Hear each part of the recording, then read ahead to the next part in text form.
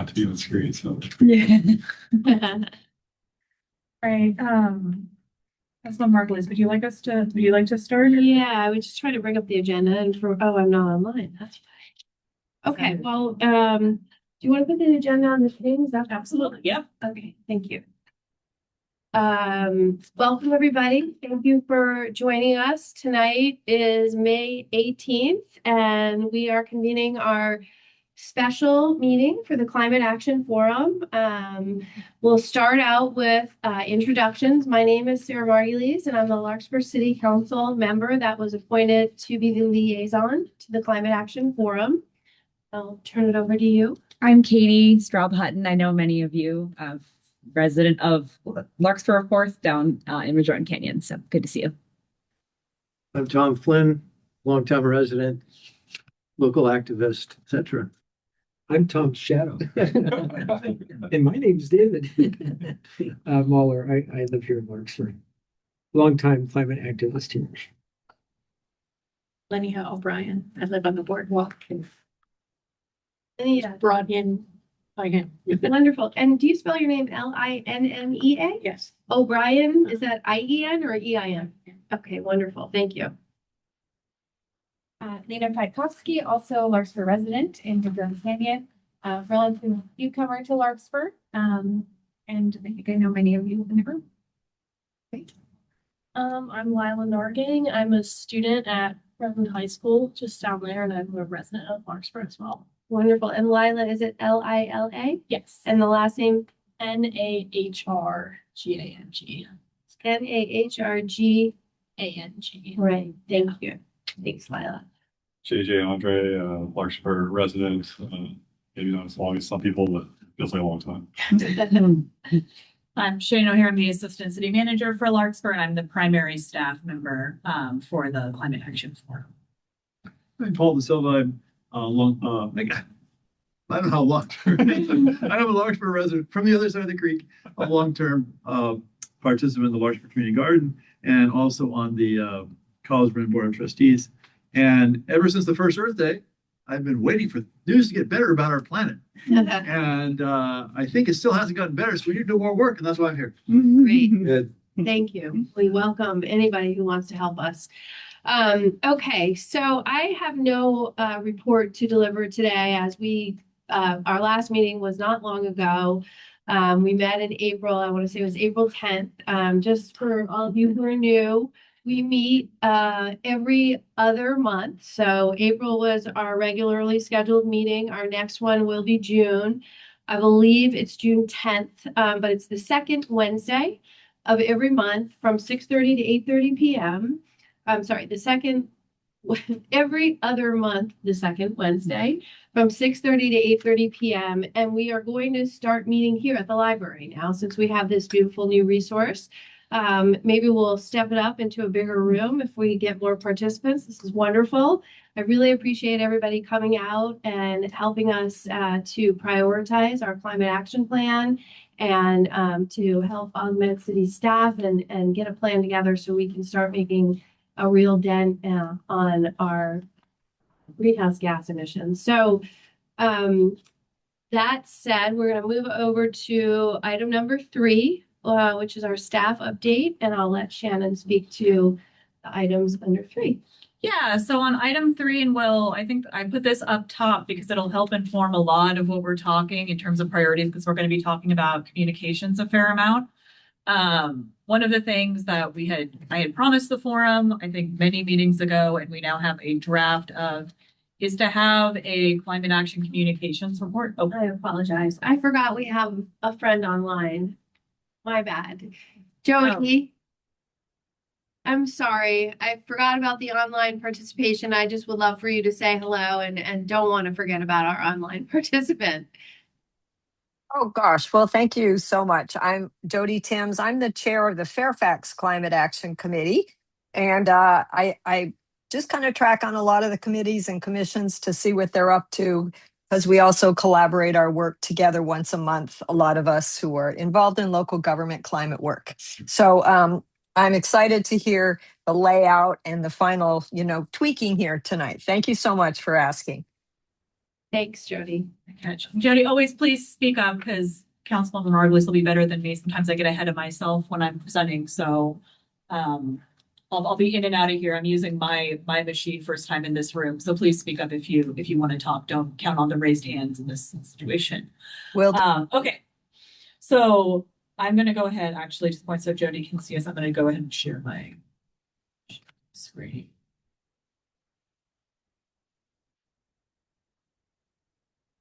Share my screen.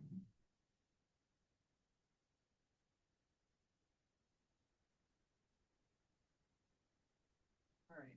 So we promised the form that we'd start, there's a lot of interest in collecting metrics and the metrics we can collect for what we do on climate action. This is a rudimentary version of going forward. We'll do it by month and it'll be, because it's every other month if there's multiple months, etc. We'll have a climate action communications report. And what we'll be sharing is whenever we have our own climate information, things about the CAF. We have a lot of information we share through other groups, Resilient Neighborhoods, MCEP, etc., to just share the basic stats of when did we publish this to show that we did it? How many views did it get?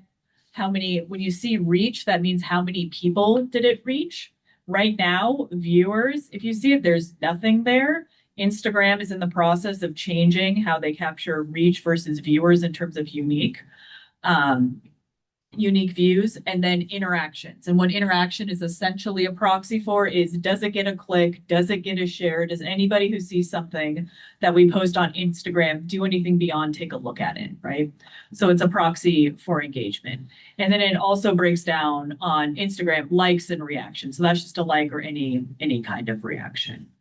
And then the other main communications platform we have for the CAF at this point is on YouTube. And so they'll show impressions, anyone who clicked on anything, the number of views, how long people looked at this, and the total watch time. I love the CAF. I expect these numbers to be pretty low, and without subscribing to some like paid for software, etc. When you look at impressions, some of those are probably bots, spiders, etc. is what they're called. And it's basically machines crawling the internet, looking for videos, etc. to either go into Google, go into Bing, go into whatever. So if you put in Climate Action Forum YouTube, that it would go up. It's not a bad thing. It's just not a human watching our wonderful meetings. And you will see in the views, etc. at this point, especially because we have remote workers, etc. I'm not doing anything fancy to remove to view IP addresses, etc. So one of those views is probably our analyst who's doing the minutes for us. And then also in the communications report, just looking at kind of basic metrics of, we have the climate corner, we have the city manager update. I get asked all the time, like, people see the newsletter, but like, are they clicking on things? Do you have any follow-up, etc.? These are the basic metrics we have for that, and I want to share that with the CAF every time. I'd love for there to be enough engagement to where we could refine what we share, etc. But right now, I just want people to kind of get a baseline both of who we're reaching, and sometimes I don't want to sound too pessimistic, but like how little we're reaching, right, to do. And when we talk later, we'll talk about other ways that we might be able to improve our reach if we wanted to make some investments. Do you want to just pause a minute and see if people have feedback? And I'm just going to provide a tiny bit of context here. We've already identified what our top 5 priorities are, and the 5th is community outreach and engagement and education, and trying to get our residents more engaged in ways that they can create or have an impact on our climate and do more to reduce their carbon footprint. And so in that spirit, it's going to be really important on how are we engaging these people, and how can we track whether or not we're actually getting any traction on our platforms, such as Instagram, Facebook, our Climate Action Corner, which goes out in our newsletter from our city manager. Are people watching our YouTube recordings of our Climate Action Forum meetings? So I was really grateful that Shannon worked with her partner, and they put together this report as a starting point. we're looking for input and suggestions and ideas. This is just a place to start and start gathering information, but we think it's important that each climate action forum meeting, we look at these reports and we look at where are we getting engagement? How can we improve? What can we do to improve? How many people are coming to the page, whether they're actually clicking on the page or liking the page or sharing the page. These are the new marketing tactics of the digital era and what we need to do to try to stay on top of communicating with our residents. Since, everybody's on different platforms, unfortunately. So we'd love some feedback or thoughts just initially. If anybody has any, please feel free to, share. And Jody, if you have any thoughts or ideas on what happens with Fairfax and how you all report on this type of stuff, please share your wisdom. Thing I will notice, we kept this pretty granular. We can also just share what the open rate is for the newsletter in general. This is pretty drilled down into who actually interacted with things, but that's also a metric that we can pull really easily. I have some questions. Yeah. So I'm still trying to figure out what I'm looking at here a little bit, but I think these two are two different city manager updates, right? What's this? April 10th. Those were the additions of the city manager So update. each one of these covered one addition of the update. Mhm. So the subjects that are on here are the subjects that were covered in that city manager's report. Correct. So what we're tracking here is how many people opened up and how long and all that stuff. Who Each clicked? of the articles Yeah. that were in the city manager's. Who clicked? We did it in this, and we can add just like at the top. We can say just how many people opened up the newsletter. Yeah. We're not, this is people who actually cared. I don't want to say cared enough. Maybe they got what they needed when they looked at it. These are people who actually interacted essentially, usually with the climate corner. And is it correct that the subjects that are on here, it looks like just the city member in climate. Yeah.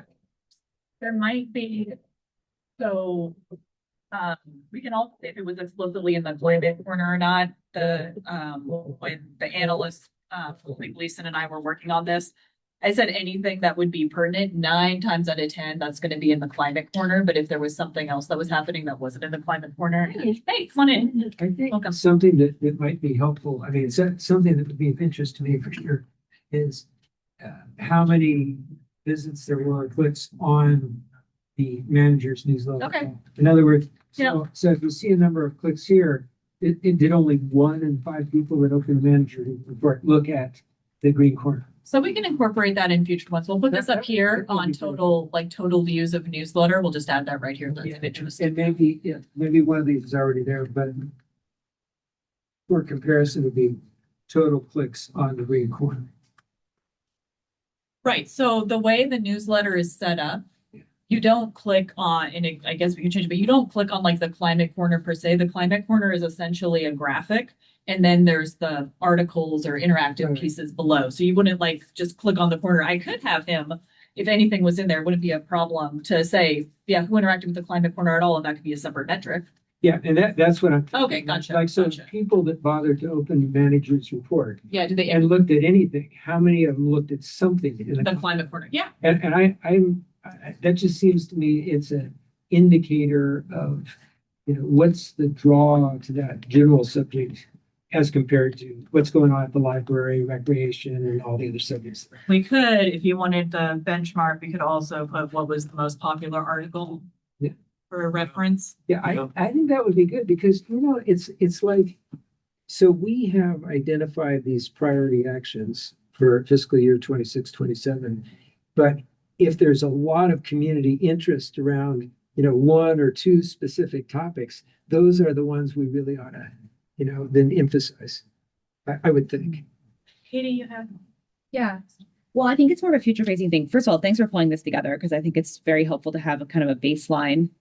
And I think as we move into sort of the goal setting portion, I think your point, David, is an interesting one. It's like maybe it's valuable to this group to understand where the natural interest in climate might be. Yeah, exactly. That's interesting. It's funny. I if we do that, I'd also want to temper it with, I think we can use all of these platforms to be really clear and direct about some of the actions we want them to take. So as one example, I'm not sure, I mean, please hear me clearly. I love Zero Waste Marin. I'm a huge fan and I do a lot of it myself, but it's not, zero waste isn't like top priority for us.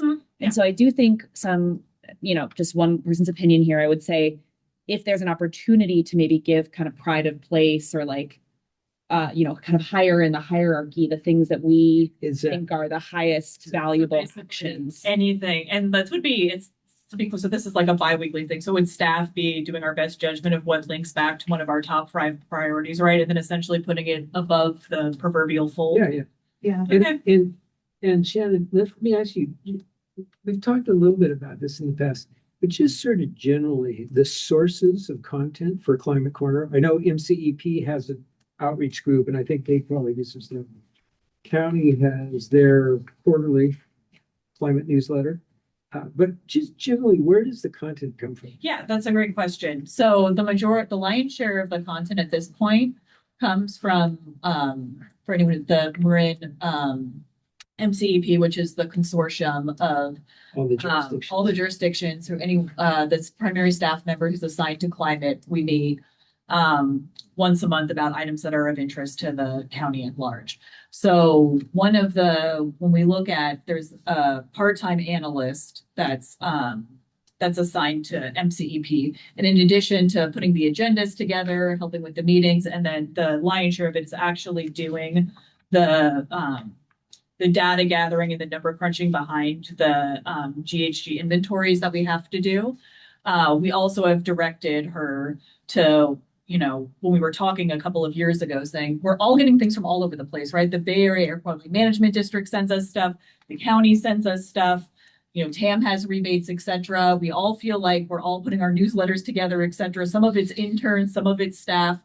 And we asked her, well, you are super efficient. If we allocated part of our budget to communications and you sending us a digest every month, that we could have the same messaging, Right. you know, as appropriate across the jurisdictions, and it would save on staff time. The other thing that we invested, this is just for people's FYI, is for some of the bigger ticket items around the holidays, about recycling, et cetera, that we pay for those to be translated into Spanish. That analyst isn't fluent in Spanish, so we have a translation service do it. So that when we put things up on social media, et cetera, that we knew that there was a vetted translation to reach other parts of the community. So that's where the majority of it comes from. That being said, if there's other, like when it's something that's Larkspur, we're just, you know, sharing it, et cetera. Or when there's something that comes that's maybe a little bit time sensitive that MCP hasn't shared yet, I just forward it to the analyst, and as a team, we'll put it in. But I'd say probably 70 to 80% is curated by MCEP from multiple jurisdictions. That's great. And then the county, and then whatever we see that comes across my email that I think would be of interest to the communities and appropriate to include the newsletter. So I like the idea of being logical about how we sort from vertically from top to bottom. Mhm. One way, which would involve, like you said, staff interpreting, is what this group of people thinks is interesting. But just to do an opposing view, I think it would be interesting. What do the people who are clicking think is interesting? It would be easier for you guys. So the things that get the most clicks are number 1, 2, 3, 4, 5, and then it goes down the list. So you just sort it from highest to least under total clicks or whatever the metric is. So you can see, because then when you find out, oh, look, they love the master gardeners. That's the number 1 thing this time. I'm just making this up, not reading the numbers. But the commute survey is the lowest thing. So if you sorted it that way, it would give the people who were looking at it some intelligence about what people actually clicked. And I think it would be easier, to your point, that you don't have to make subjective determinations. Okay, let's return to that point. And I'm sorry for that. Lena. Lena. No worries. Question, so I think it's very interesting to have the foundational baseline data, but I'm curious what's the total distribution list currently for this newsletter, and what percent of population roughly is even getting it? Because I wonder, and also that some of the priorities revolve around communication and outreach and, you know, a lot of this messaging. Just understanding if is the audience already there, or is there maybe work to do to actually create a campaign around making people aware of this as a primary vehicle for information in Westwood? Yeah. I actually don't know if I received this newsletter. You probably know. So the communications answer is you could always reach more people, right? And that's true. For this newsletter, we have roughly 5,000 subscribers. The way we started that list and we update it every so often, every 4 years when there's a major election, is that this has been vetted by the city attorney for anyone who's listening on this, etc. Is if you're a voter in Larkspur and you provide an email address, we opt you into the newsletter. And when we opt people in, when we do a big opt-in, we say, if you do not want this newsletter, here's how you unsubscribe, etc. And that's actually pretty good read. Like Larkspur. Yeah, so we're 13,000 folks, give or take, right? And 13,000 all ages. all ages, Yes. all ages, and Larkspur, just for reference, other communities, we have a really, really high percentage of folks who are eligible to vote who register to vote. Very high relative to some other communities. So that's where the lion's share come from. And then you can sign up on our newsletter. A lot of times, I think the other ways people get it is they forward it to a friend or something and say like, hey, if this is a newsletter, this is a good resource, etc. We absolutely probably aren't doing as well we've reached far and wide and we put things on social media, etc. But if you're not registered to vote or you're ineligible to vote, a lot of those folks probably fall through the cracks. If you haven't lived here that long, right? If you're new to the community, definitely folks who are under 18, we're missing out on that. And then, folks who just don't care about email or don't want to be online, right? Like this is very much a digital format. So people who don't interact with email. In terms of the open rate, it vacillates when everyone leaves for the summer and goes on vacation. They don't want to hear from us. But we hover around, and I should give an update to council for what we are most recently, but we hover around a 30 to 40% open rate when we're at our best. Industry standard for a newsletter like this, according to the platform we use, which is MailChimp, is around 20 to 25%. So we actually do pretty well. Yeah. That being said, especially, I still am a big fan of newsletters, etc. But in your own lives, if you've ever bought anything anywhere, you're getting a newsletter from someone constantly. And it's so noisy. There was a great article in the IJ today about subscriptions. Yeah, about subscriptions, and now they're texting you, etc. And depending on what you use as your solution for email, a lot of times they'll filter it out, right? Or filter it to the bottom, which I get it. As someone who gets a million of them. But that's also something that especially over time we keep an eye on because it's a struggle. Okay, those are helpful data points. So Yeah. So if I could just add one other thing here that I think is very interesting, and I can't tell you exactly where this came from, but along the line about communications generally, especially around climate type issues, is I remember being told that actually in terms of sort of a trust level, people trust their local jurisdiction almost more than anybody else to give them straight information about things like climate and technical stuff like that. So it's worth, whatever we can do to extend the reach and increase the click rate and stuff. It's worth doing because people accept it as a reliable source. So I have just two comments to make. Number one was, you mentioned that distribution we got from registered voters, people that opted to give their email address. When was the last time we did an uptake of? After the last presidential election. So 20.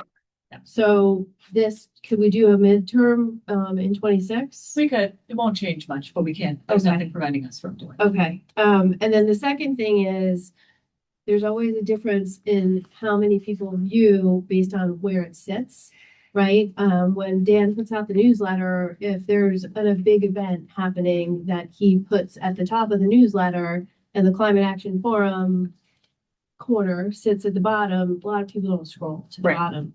So can we track that as part of our metrics to know, this week, maybe it's going to be so obvious, we got a lot of views because it was on top versus it's on the bottom or where it's sitting Yeah. okay. That being said, if there's something where there's a big community meeting where we have to let everyone know, Sure. Yeah. Probably always at the top.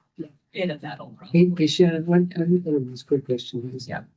In the MCEP setting, do you know, are any other jurisdictions doing this kind of analysis of their newsletters? I don't want to speak, yes, and exactly how they're doing it in the current moment and what it looks like, I'm happy to ask the group if they're willing to share. But I don't want to speak for other jurisdictions right now because it's been a while, but yes. It seems like a great forum to ask that question and see, Yeah. you know, what people are finding. Yeah. What lessons learned and so on. Yeah, one other thought. So, interestingly, I'm noticing, okay, not by much, but it looks like the Climate Action Forum Instagram video or photo or whatever it was sort of top, if I have that right. Not by much, it died 2 views, but I guess a question I have in terms of like the strategy for how we're talking about the climate work on Instagram. I should also say I'm an elder millennial. I'm not on Instagram, and so I'm not, hear me clearly, I'm not an expert on this. But what strikes me is that I, as a community member, I'm probably more interested in climate things if I know about this forum and I know there are real people in the neighborhood that are like me that are doing stuff. And I just wonder, maybe I can sharpen this, Shannon, into a more like realistic recommendation, but it feels to me like as opposed to general education, like here's what a heat pump is and here's what I, for one, would be more inclined to be like, your friends and neighbors are working on this priority to try to get people to have heat pumps or whatever, or EV charging or whatever our top priorities are. I just think as a framing device, there's so much we could say about education. There's so much we could say about do X, Y, and Z. It's probably going to be sharper and more interesting and more relevant to be coming from the city if it's framed through there's a group of your friends and neighbors who are doing this and we want you to join us, sort of thing. Maybe not necessarily join this meeting, but take action on the things. So it's more of a general content strategy thought around how to frame this stuff, as opposed to just like more things I have to scroll through and try to give it more of a hook with the. And the forum. friends and neighbors are trusted even more than the local jurisdiction. Well, that's what we mean, David. Well, then we get a double whammy. We get the friends and neighbors through the vehicle of the city. So Yeah. I think that's a great suggestion. I like that a lot. Is, making it a little bit more personal. like Well, we could even. we haven't done, when the CAF was formed, right? We definitely publicized the CAF, et cetera, but we haven't done a lot of CAF messaging recently in the newsletter in terms of, call to action to join the CAF, et cetera. I'll talk a little bit later. We are developing a trifold about our climate action plan and the CAF. That'll then be repurposed for online as well. Yeah. Can I return just to, because we had like 2 opposing viewpoints and I'm interested to other folks' thoughts about this. And one thing we could do is just track and then, return to the discussion, et cetera. But one thought was that we give kind of the above the fold in the climate corner priority to things that have a pretty direct link back to one of the top 5 priorities. And the other one was, as we see this data, et cetera, to trend to what the people want, right? So if we're seeing, over X amount of newsletters that master gardeners, every time, and I love again, we all love master gardeners, we love saving water, but looking at our priority actions that isn't represented the same way EV rebates are. Do folks have thoughts about, at least for going forward for now, and we could revisit it, what we'd want above the fold? I'm not sure. Let me ask you this question. Is it even possible based on our newsletter format to actually populate it based on who's getting the most clicks? It would, so Because I with think what that we was pay the for, request. like dynamically? Yeah. No, That's not what I was saying. I didn't. get No, that's that. not what I'm saying. So Okay. I thought there was questions about how this should be formatted. Oh, the report itself. Yeah, Oh, the report itself. Oh, Oh, okay. Yeah. so I'm just saying there's better ways to report this. Oh, okay, yeah. Among other things, you can put both on the one page. Like, I don't know, I mean, I get they're 2 weeks apart, but I thought you were saying they're reporting to us. Oh, Oh, Okay. I'm asking for feedback on everything, so that's all good. I'm happy to do that where we do it most engaged to least engaged per edition of the. Yeah, like Like, I'm sitting here looking at this and wondering what it's trying to tell me. And if it was done by the most popular, least popular, it would immediately tell me something. Yeah, Instagram, it was just done by date. It was just pulled by date, but we can pull it, we can pull it. I was looking at these 2, that say climate action communications. Room. Yeah, Yeah. oh, I I'm see. trying to see like, what is this telling me? Saying that Mhm. sorting it some way in some logical order. Yeah. That you're trying to send a message to this group seems useful. Yeah, this was pulled as it appeared in the And newsletter. I get that this is kind of new and fresh or whatever, but I would also age it. So Here's 2 different reports, and there's gonna be 2 more the next month, presumably it's every 2 weeks. But you can have columns. Here's issue 1, here's issue 2, meaning edition of the newsletter. Here's the early April edition, just 1 column, the next column, late April edition, early May. And you can see, is it trending up or is it trending down? Because it's a new report. Like right now, there's very little clicks, like, between 5 and 20, it looks like. You would think this would trend up. As people start seeing it, more people should be clicking in month 3 than month 1. But there should be some sort of trending analysis just on the format. If you set up the template in the right way, then it'll be more helpful over time, rather than this is just a static, issue 1 on this page and issue 2 on this page. Make sense? It does. And you may, if I'm misunderstanding this, the one thing in terms of, because these are really small numbers, right? So when you try to Right. torture the data, in terms of things trending up or trending down, this newsletter is, like I mentioned, it is super cyclical by season. Yeah. So that's the other thing where I'm happy to do that, but you might see what you're capturing, right? Where I don't want us to, this isn't perfect, right? This is not. Well, the other thing, scientific I wouldn't report, spend but- I wouldn't create a lot of brain damage with this. What I'm trying to avoid is you having to do a lot of manual manipulation. What I'm saying is, if you have a template and you just add a column each time and you populate the column, it's pretty easy to update those. My Right. experience. But I think it should be interesting to see if we still only have 20 clicks per newsletter and we're sitting in December. That tells us that we're not growing the people who are clicking on it. Got it. Okay. So it's that kind of information that just by intuitively looking at it would jump out the reader. I tend to agree with that. I would say just in terms of the email design itself, just to sharpen land the plane rather on how to kind of maybe prioritize the email itself, right? And the links that come to the top. I guess the first question I would ask is probably, is it on our list, right? And it sounds like there's plenty of stuff to kind of pull from. Is it on this list? And then if there's a secondary prioritization metric, I would say, what is the most emissions driving action within that subgroup, right? So to give an example, and I know I'm splitting hairs here, but it might actually be interesting. If you've got a link to share, one's on an EV incentive and the other one's on an electric appliance, lawn mower, whatever, probably want to see the EV one just above the lawnmower one. Again, we know it's all important, but if we're getting really, I think, surgical about trying to bring people to the priority most emitting, or rather emissions reductions driving ones, that'd be really cool for us to see, because then our plan gets mirrored in the communications and it could be kind of fun to see month to month. Okay, Molly? Yep. Okay. Is there anything else? I want to keep mindful of time because Yeah. we have a lot to get through, but I appreciate this. And then a lot of this does link back to communication. So, the other, which is kind of keeping a housekeeping item, is that we do have the minutes for the last 3.3, the adoption of the last 2 CAP meeting minutes. Anyone had any? I was there in April. Oh, you're not. Not listed. Okay, we'll add you in a minute. Anything else for the item? Yeah. Nope. Okay.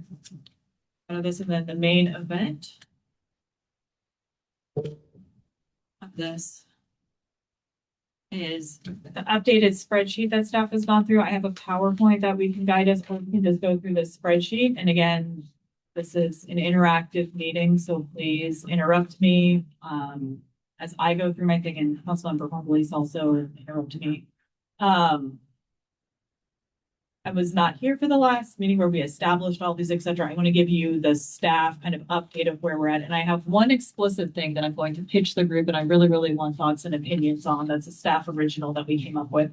A lot of the other items, say staff original, but it was something that we think is super accomplishable if we dedicate the funds and ask council for it. And the others are a little bit more either status and case for.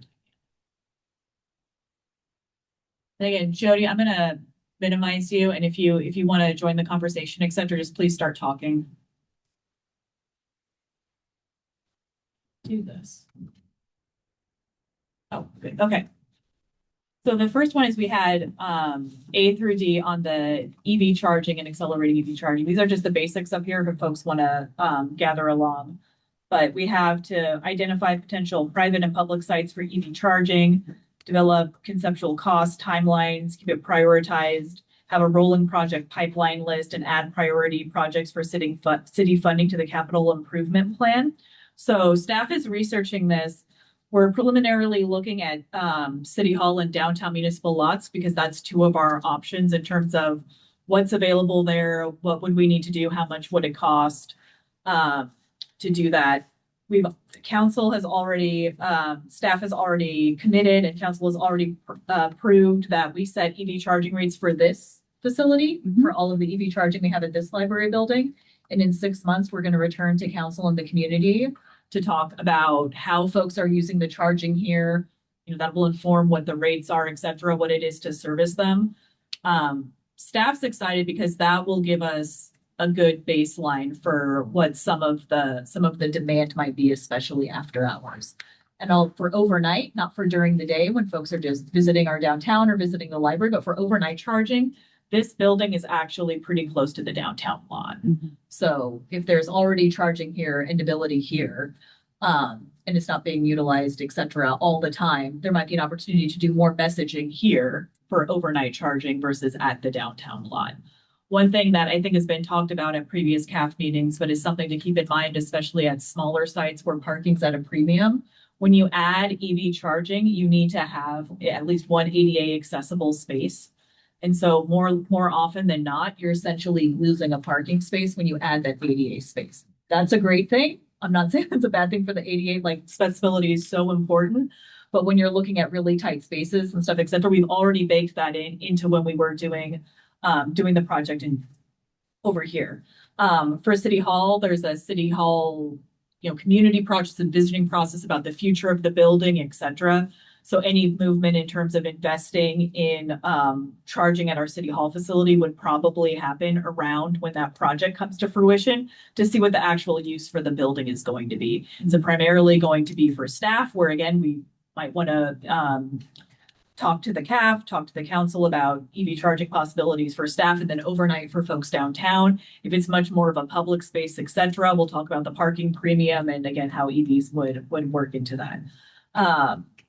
Already for folks who've been following along, we'll be getting a modular new recreation building at Piper Park, and additional EV spots and EV parking at Piper Park is part of that project, and the community will be updated on it.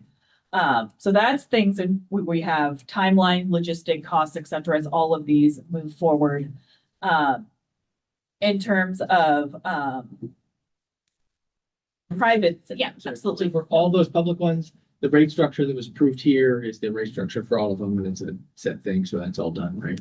For what there is right now, which is here and then Piper Park. Right. So when I talk about City Hall or I'm talking about a new rec building, those are concepts. Okay, or the downtown lot. But the expectation is we got the rate structure done, so any other public stuff would just plug into that rate structure. We would plug into the existing rate structure if it was amended. Yeah, it's a great question. Yeah. I see a note here about the private site possibilities, like as they are presented are available from interest in property owners. Can you talk a little about how that works? Like, are property owners coming forward to how does that happen? Yeah, so this is very much the in progress part of it. So Council Margulies and I have talked about this. So one possibility is that staff would be a little bit more proactive, reaching out to property owners for education in terms of, are you interested in this, et cetera. Councilmember Margulies asked me for anyone who's interested about the way the law is right now in terms of installing EV charging for commercial properties.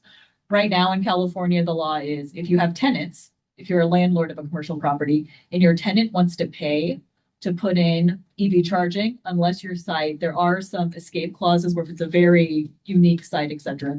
If you have X amount of spaces, I believe it's 50 or above. If they're bringing their own funding, you have to let them put in X amount of EVs. But it's cool. If you look around in Larkspur, et cetera, we have some pretty small commercial property areas, and depending on the kind of renter you are and how long you've been there and the commercial tenant, you may or may not want to make that investment.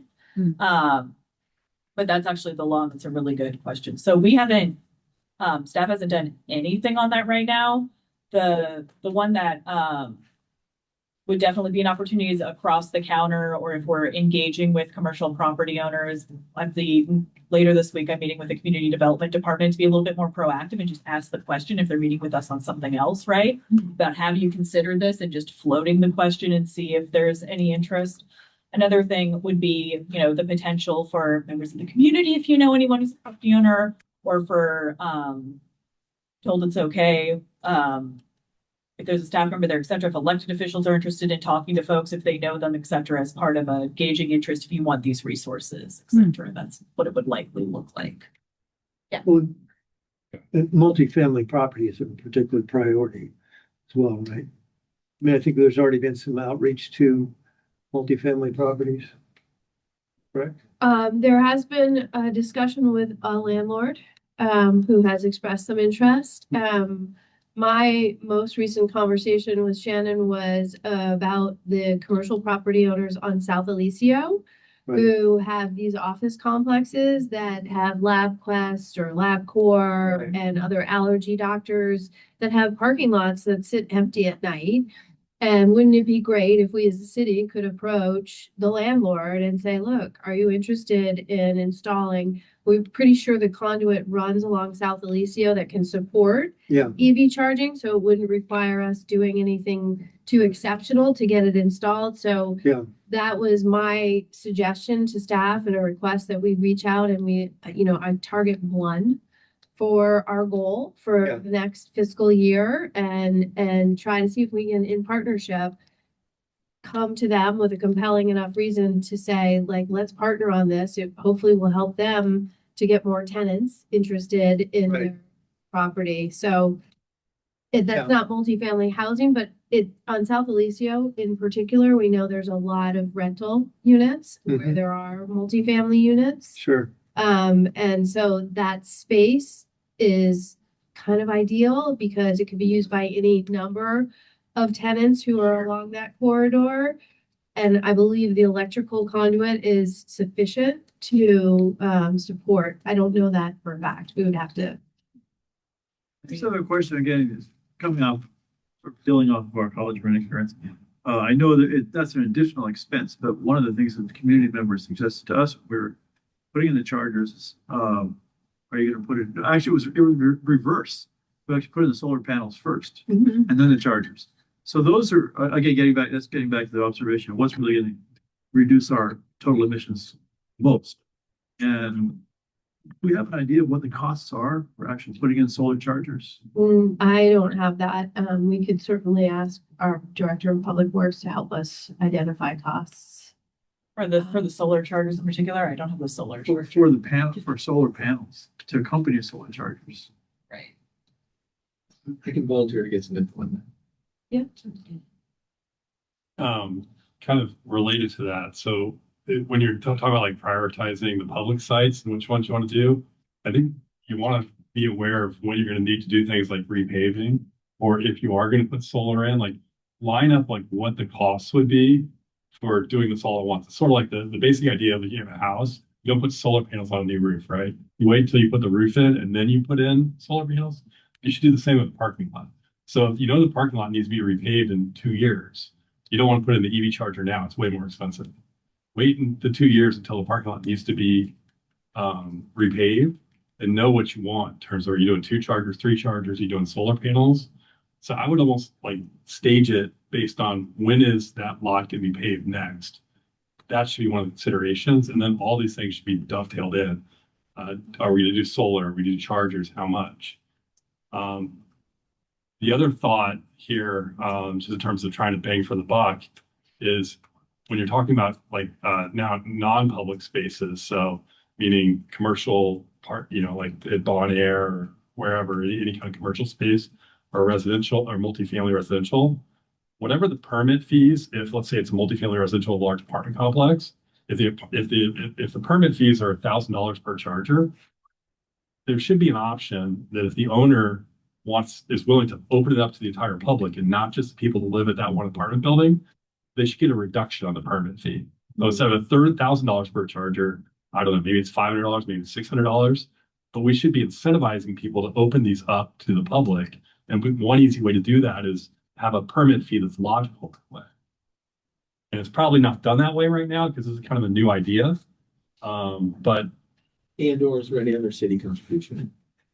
This is a city goal, resting private people yeah. out. And then the last thing, just because we came off communications, but because we've got these new chargers sitting here at this location at the library, but anytime you add new ones, the city manager report, there should be a little banner ad type thing. Do you know we have 24-hour charging at the Amazing. library? Mhm. People don't necessarily know that. That's So there should be a little That's- button. Yeah, and there's some later on here about Yeah. something. So anyways, those are just a few of the Cool. I need to research whether this would be possible, the idea of particularly, as I heard this Reducing correct, permit fees. reversing permanent fees if you allow the public, because that's one of the tensions when staff was talking about this, is we have our perspective of, it's great, there's overnight charging, et cetera, but if you just think about this as a commercial property owner, I'm not speaking for every commercial property owner, every site, but some folks, if you're closed at night, don't necessarily want people hanging out in their lot, Insurance is number one, right? Well, right, insurance, or like what benefit does it have for you, right? But if there were different fees, right? there's 2 fee levels. So if they want to keep it a private club, I need so to make sure we speak, can do that. and they want to control it, then they can pay the $1,000. But what they probably are more likely doing is they have a fixed pot as how much money they can spend on this stuff. So the question of whether they do 4 chargers or 8 chargers will sometimes be how much is each charger put in. And if you're a Bonnie or shopping center, you probably don't care if people are going 24/7. It depends on the site. It's the smaller You let sites, you let the right? property owner choose, but give them the 2 choices. David, But, and then Lena. sorry, I have just a couple of comments on this first time. One has kind of already been hit on, and I think it's sort of key in many of these, and that is that term about proactive. So I just want to read a couple of terms that are in here right now. It says, private site possibilities as they are presented or available via interest from property owners. So that just sort of communicates, well, if something comes to us, we'll take a look at it. And I really think, some of the ideas that have been talked about here, not that every property owner is going to be interested, but some probably are. And especially with this legal pressure that if your tenants start asking for EV charging infrastructure, you're going to need to provide it or at least accommodate it. If the city had some opportunity, this might be something like the budget planning is going on right now, is allocate X dollars, $50,000. I mean, something affordable that could be put specifically toward partnering with private property owners. And I'm especially thinking multifamily, because realistically, say you're a renter at Larkspur Island. Just think about it. Would you rather have your car sitting over here at the library charging or something over in the vicinity, close to home? I mean, realistically, renters are most likely to charge if it's close to home. So the idea of being both proactively and partnering with especially owners or managers of multifamily housing, I think is a real opportunity. Many of you remember Reed Baxter, who came to several of these meetings, and a couple of us started meeting with him, looking at these exact possibilities. And I think he would know better than me, Shannon, but I think there was some communication with staff with Reed also about potential partnering, use of city streets for charging and stuff like that. So I'm just saying that I think this is the sort of the shift in thinking we all need to do, is to be a little more proactive on this stuff. And especially that one, getting more EV charging close to rental, actual apartments is a big deal. And it could be, limited. Hey, we've allocated X dollars to partner, first come, first serve. There might be people out there that would say, okay, I want to be first in line on this. Yeah. Yeah, and I've seen information that essentially values increased in multifamily properties that have EV charging. Yeah. So essentially, again, being proactive, let's make that plenty well known in this and the rest of the community. Actually, I think we should really work with the county on this so that if there is actual value to the property, that perhaps that particular upgrade doesn't mean an upgrade in terms of your taxes. So I think that could make a real difference. Say that again, sorry. Yeah, essentially upgrading to have EVs in multifamily property, certainly as I understand, increases the value of that multifamily property. Okay, so, if you have a good number of stalls, you know, in the parking area of a multifamily property, that can increase the value of the property. But if we haven't worked out with the county that that's not going to result in an increase in their taxes, then, you know, Because the law's going the other direction on that right now. Solar exemption, property tax exemption is disappearing. There's a big fight and it's gonna go away anyhow. Yeah. So it's a state law that all the county assessors have to work within the framework of the state law. And so giving the exemption for certain type of property, EV chargers in this case, would have its state legislation or politics right now are very, very bad for them. Did you have something Yeah. to add? Yeah, I'm just also curious on the status side here, whether you all have, I mean, it sounds like there's obviously a lot of knowledge around where we have websites, these are pretty new, but as a city, how many actual charging spots there currently are today? Or even, you know, start of this year, we had less than we have now with the library edition. And whether you're also tracking the number of the private site locations that are live today. I think also as a kind of example that you can use as social proof to say to a multi family housing owner, you know, these XYZ properties have this, and or, you know, five in Larkspur, whatever those numbers are. But I think just to strengthen the data points, and also I think on the awareness side, getting people to see, you know, did you know in Larkspur we have, I don't know, 50 public chargers or We were talking about that, and I want to be, because we have a lot to get through, and we're at the kind of want to seem like I'm rushing people. We are at the 7:30 mark, and it was also when we were talking about solar. So not that in the distant future it couldn't be a different vendor, et cetera, but for city charging right now, ChargePoint is the vendor, and so anonymized. Again, if you plug into one of our chargers, et cetera, we're not tracking you personally what you're doing with your vehicle, but we have a lot of data we can draw from that. Like when we look at our account about who's using it, you know, what times the usage are, how long the duration is, et cetera. We can dive into that. We know how many chargers we have. We can also pull, not for individual houses, especially if you're using like a really rudimentary, you know, plug-in, et cetera. But in terms of all of our commercial property, multifamily properties, et cetera, we do know where the chargers are, et cetera. And we were actually talking about that in terms of both, like, here's the city spots and here's the publicly available private property spots that you can have. And then there may be some like private property that, again, if we went into, you know, building plans, et cetera, I don't want to get too technical here, but like they have to show us what it is, but you wouldn't necessarily like, you know, put the megaphone out to the community that those are available, right? If it's a club or something. But from a goal, like goals tracking Yeah. progress and knowing what the trend is.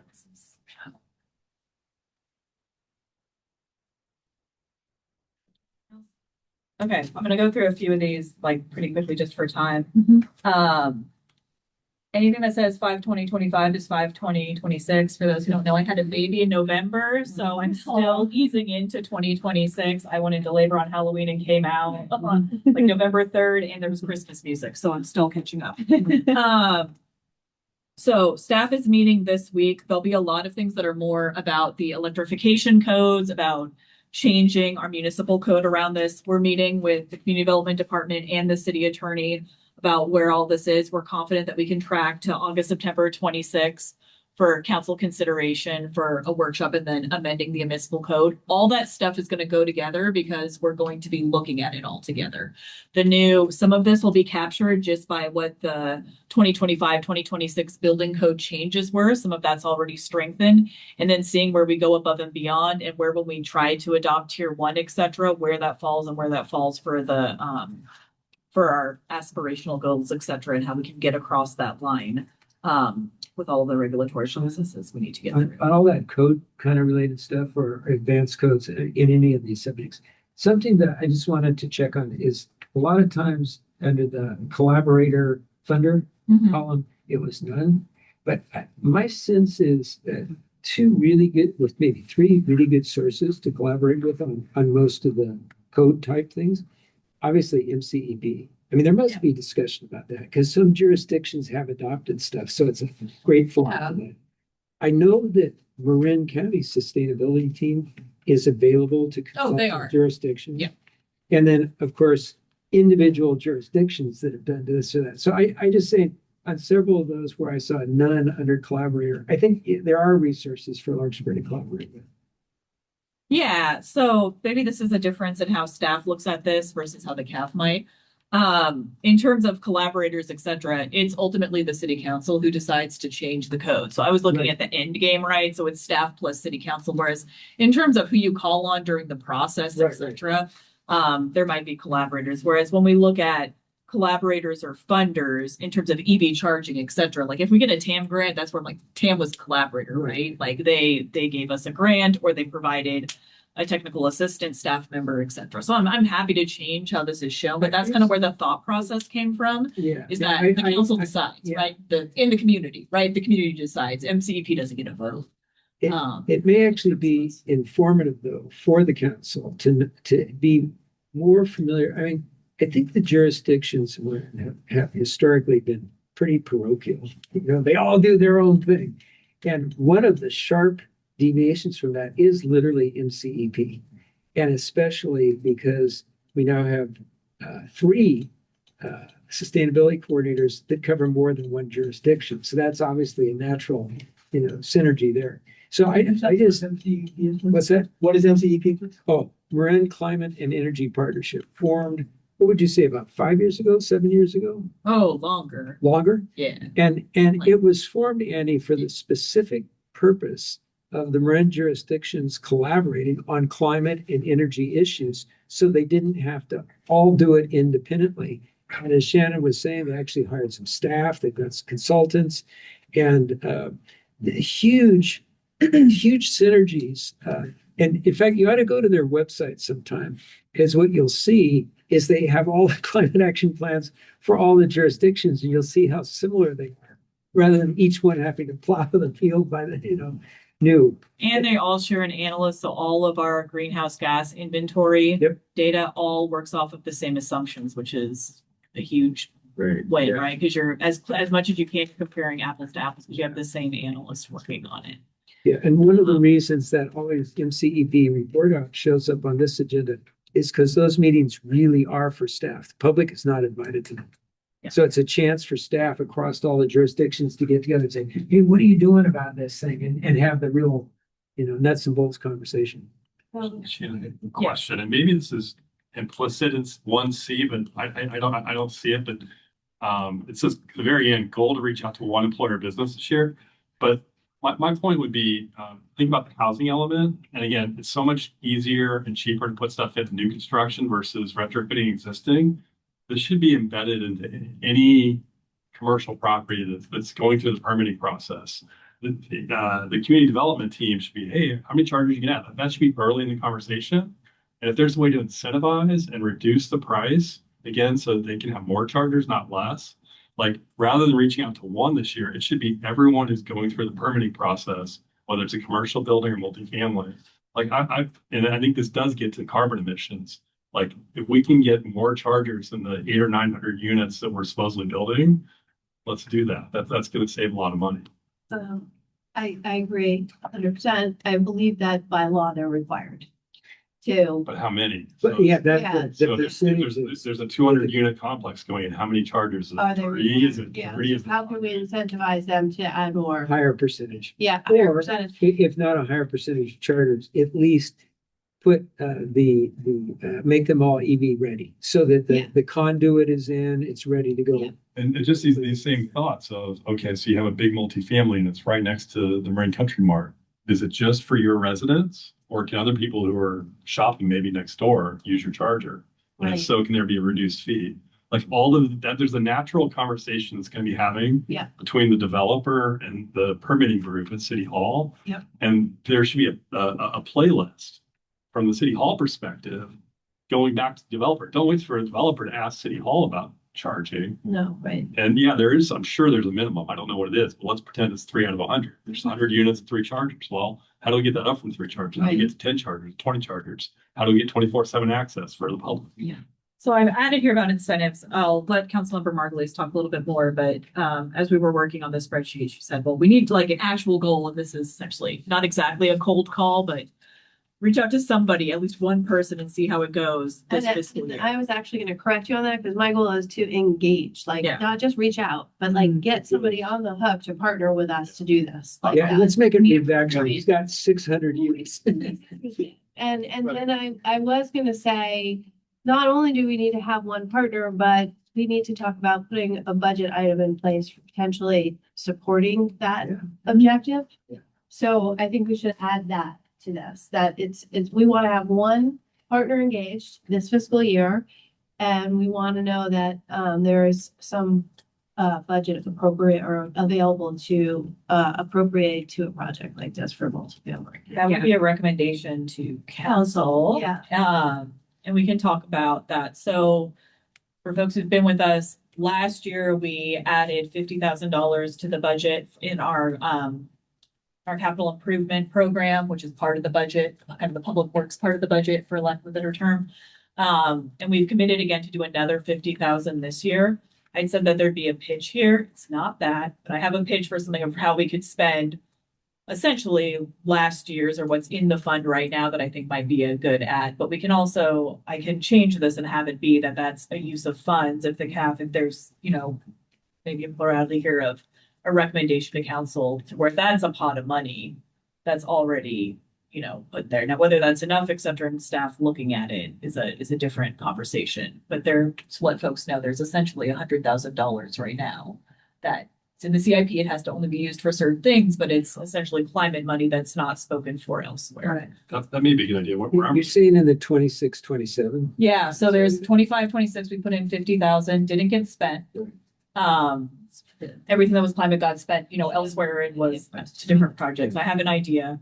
And then, next year I talked to Dana, we committed for another year. Again, we should start spending this money, but in terms of, Right. either using it as a nest egg for 100,000, assuming council passes it. We haven't passed the budget yet. If anyone wants to take it out of the budget, but Yeah. if the budget passes, staff has proposed that there'd be another 50,000 there. Right. I guess kind of my thought on this in terms of economic incentives, I'd rather not burden the taxpayer if we don't have to. I mean, I'm not saying your idea sounds fine to me, but where I'm really going is, my idea. well, no, you said take money out of the budget. Yeah, but you don't know what. But my point is, there's ways to, no, but the point I'm trying to make is a way to give economic incentives without touching the budget, period.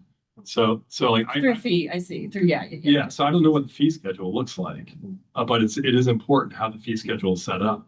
And there should be lower fees when you do more charges. There should be rate rates. So I don't know what the current fee schedule looks like, but it's something we should consider at this forum at some point. I agree. And it was on an agenda and it got pulled off. Yeah. And it's under reconstruction right Yeah. now. And those were items that I brought. Okay. And I think there's more potential for this new development.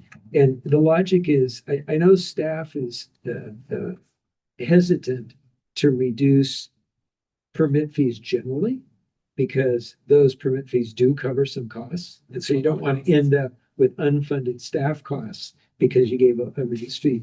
But especially with new development, that seems to me where, and the model that you gave is at $1,000 per charger, is it really taking $1,000 of staff time per charger? So there may be opportunities under certain circumstances, what I'm thinking. There's also the idea that in year 5, you should be able to do the permit faster than year 1. These are relatively new technologies. Costs go down, not up.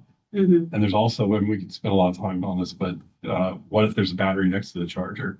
So whatever the fees are for the first time someone's inspecting a charger, by years 3, 4, and 5, these fees should naturally be going down. If what we're trying to do is recoup the costs of the staff time to say, yes, this charger is not going to catch fire, that should go down. That's not exactly how fees work in essentially planning or building permits in terms of what they're capturing. So we should have a meeting with the CAF where we probably have the community development director talk about exactly how the department's funded and how you capture. Because part of it, I'm not going to talk about it, not my department, but some of that isn't just capturing, some of the fees there are, literal staff time. Others are the impact to the community. It's a proxy for the impact to the community, et cetera. So it's not always just essentially billable out, for lack of a better term, right? Billable hours.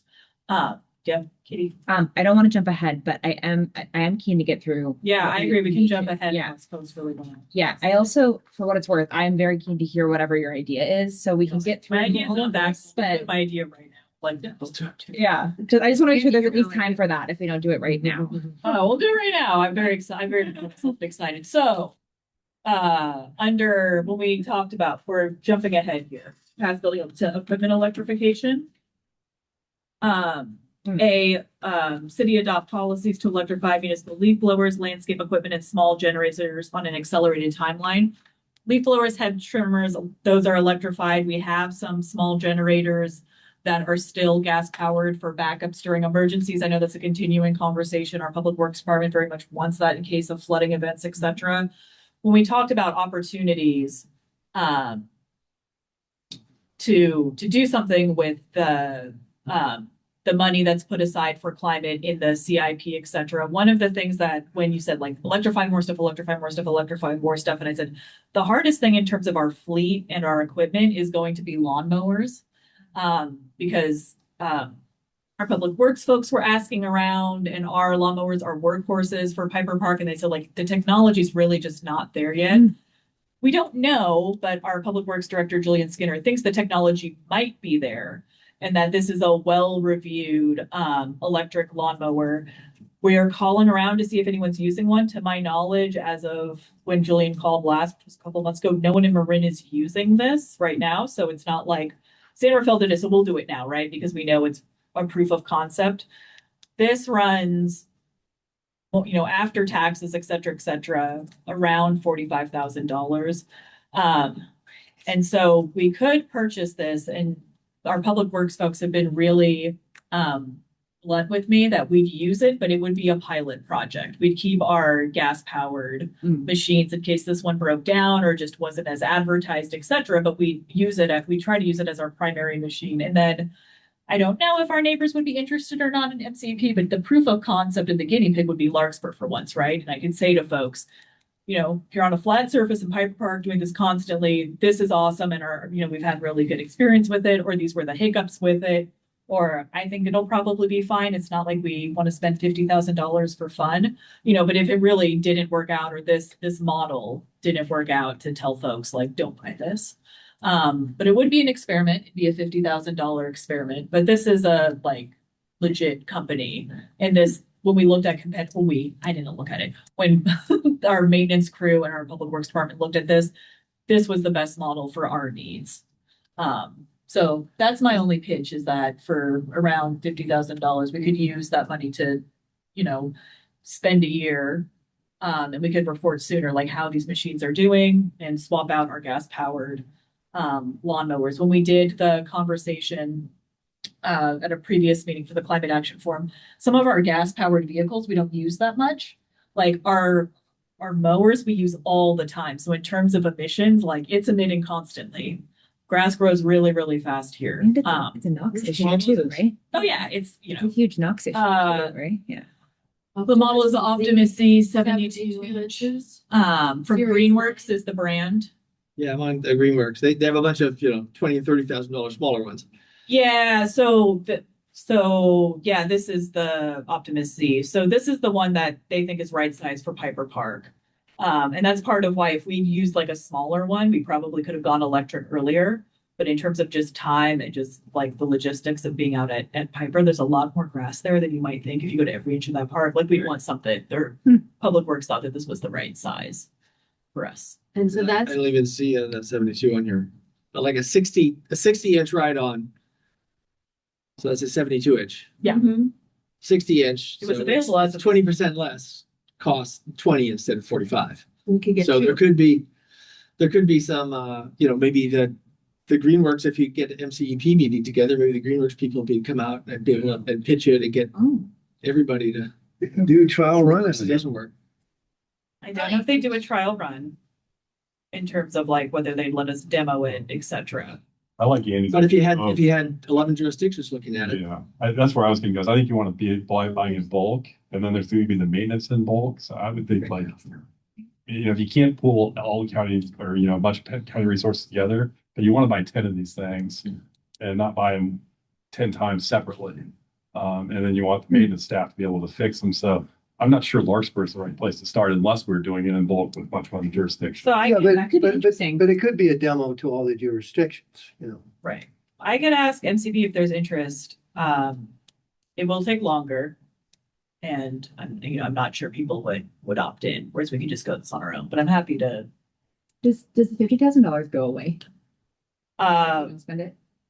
we don't spend it for a long, long time. I think more likely when I talked to Dan about, this next year, I was like, let's put this in the budget for the next year, et cetera. I don't want to say it's use it or lose it the way some other budgets, if you work for big corporations or perhaps the federal government, right? Where it's a Hunger Games of who uses what. But I do think, I think we want to use it, right? Climate change is happening now, time is of the essence, et cetera. But I also think showing the ROI on having that in the CIP, et cetera. And again, I'm a budgety person, so I always sound like the sky's falling, but like I don't have great faith that the economy is going to be better in a couple years, and in terms of us having to tighten belts, et cetera. But part of the question is, is the optimist 2 years from now going to be better than this? So that's the gamble. That's the gamble I'm putting, is if this is a brand new product and it's the Series A version, the Series C and Series D version will probably be better, faster, and cheaper. Yeah, and also how much experience do they have with the lower price models too? I mean, it may be that, this $20,000 option it's used in, some cities, or is it just completely breaking into the market? Okay, I want to bring up something that someone else already brought up about the capacity factor on this, utilization of it. So a real key thing when we're actually talking about real expenditure is how much greenhouse gas is it going to reduce? And I think anything that we might advocate like this, that should be a key question. I remember a couple of years ago at MCE, they, for the first time with urging from the public, they did an analysis of all their public support programs for greenhouse gas reductions to calculate how many metric tons of carbon dioxide were reduced per $1,000. And they were just all over the map. And some of the most expensive ones had the least impact. So, I heard it said they run all the time. So this might be, not a bad thing to do, especially if the pitch was made at MCEP, hey, we're thinking of doing this. Is this something that you guys might be interested in? We'd be willing to go ahead with the idea that others would follow because of the high utilization of this. And the other thing that I'm just saying, it's a thing that gets used a lot. Not a lot of staff time. I haven't, I can ask Christine to run an approximation of how much GHG is emitted by our lawnmower.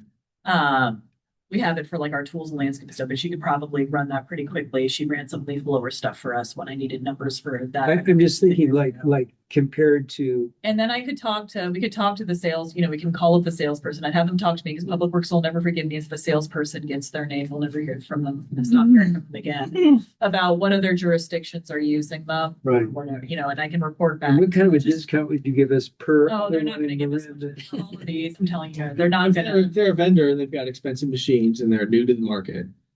You can ask them for a proposal and don't say it's for the city of Larkspur. State of Larkspur's lead.